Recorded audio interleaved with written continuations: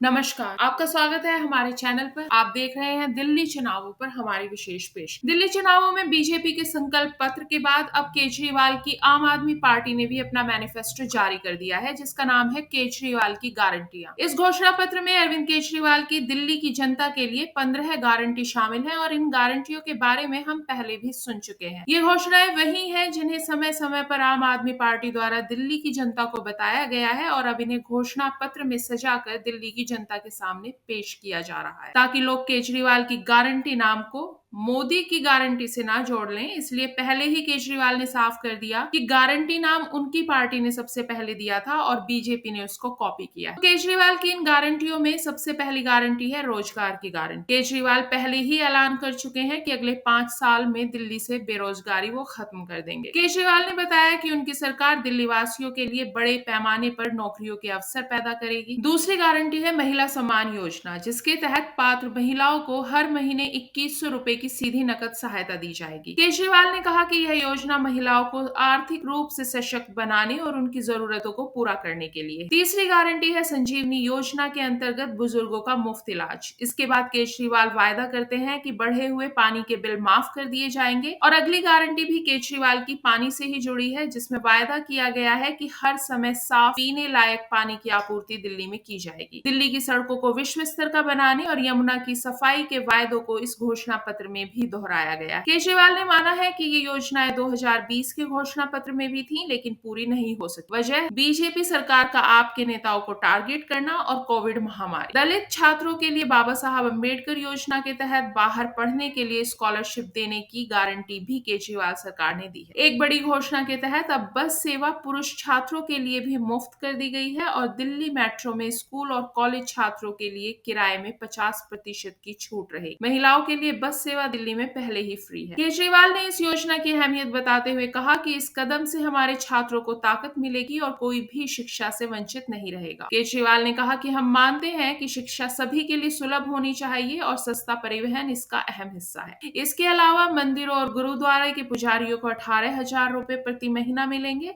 इसके अलावा मुफ्त बिजली और पानी का लाभ किराएदारों तक ले जाना, ऑटो और कैब ड्राइवर्स को आर्थिक सहायता, जिसमें बेटी की शादी के लिए 1 लाख और बीमा के 10 लाख रुपए शामिल हैं, वो दिया जाना और रेजिडेंट वेलफेयर एसोसिएशन को गार्ड रखने में मदद करना जैसे वायदे भी केजरीवाल गारंटी में शामिल। साथ ही केजरीवाल ने बीजेपी के घोषणा पत्र पर कटाक्ष करते हुए कहा है कि भाजपा के घोषणा पत्र में यह लिखा है कि केवल पात्र बच्चों को मुफ्त शिक्षा मिलेगी। हमारी सरकार में बिना किसी शर्त के सभी को मुफ्त शिक्षा मिलती है। भाजपा चाहती है कि लोग परेशान हो और अपने बच्चों के एडमिशन के लिए बीजेपी अफसरों में चक्कर काटे। केजरीवाल ने आश्वासन दिया है कि अगर उनकी पार्टी फिर से सत्ता में आई तो जो योजनाएं फिलहाल दिल्ली में चल रही हैं वो मौजूदा योजनाएं जारी रहेंगी। उन्होंने कहा कि हमारी योजनाएं हर दिल्ली वासी को हर महीने 25,000 रुपए तक का लाभ दे रही हैं। भाजपा सत्ता में आई तो ये सारी योजनाएं बंद कर देगी। उन्होंने दिल्ली वासियों से पूछा कि क्या वे वह खर्चा उठा पाएंगे। मुफ्त बिजली और पानी, सरकारी स्कूलों में मुफ्त शिक्षा, महिलाओं के लिए मुफ्त बस यात्रा, मोहल्ला क्लिनिक के जरिए मुफ्त स्वास्थ्य, ऐसी ये कुछ सुविधाएं हैं जो फिलहाल दिल्ली वालों को मिल रही हैं। दिल्ली की 70 विधानसभा सीटों पर कड़ा मुकाबला देखने के लिए मिल रहा है। आप 2020 में अपनी 62 सीटों की जीत को दोहराना चाहती है।